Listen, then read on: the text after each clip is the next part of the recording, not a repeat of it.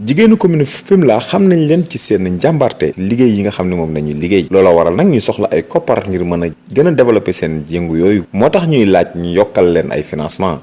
jigéeni Fimela dëgg a neex yàlla ñu ngi sant yàlla waaye nag financement yi ñiy dégg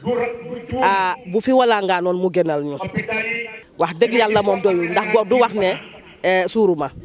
waaw waaye nag wax dëgg yàlla alhamdulilah rabbi alamin waaye financement yi daal daagu wuñu Fimela comme niñ ko buggee. ki nga xam ne moom lañ bàyyile conférence religieuse bu jigéenu Fimela yi muy DAGE bu président de la république moom mu ngi dalal seen xel ci projet yi nga xam ni moom la nguur gi fas yéene def ci commune boobu. économiquement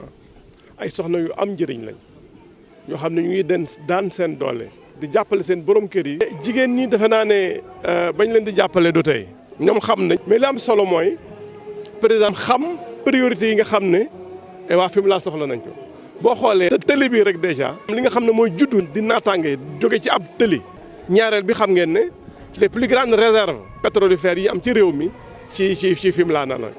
président am na projet yu am solo yoo xam ne ñu ngi laxasu ci pétrole boobu mais surtout ci ndapp bi autosuffisance alimentaire fii jigéen ñi dañu béy ceeb. ci biir conférence bi nag Abdoulaye Ndour mi DAGE présidence may na leen benn billet Makka waaye jigéen yi it ñu ngi rafetlu li ñu tabb kenn ci ñoom dëkk Fimela muy Khady Ndiaye mu taxawal département Fatick ci liste Benno Bokk Yaakaar bi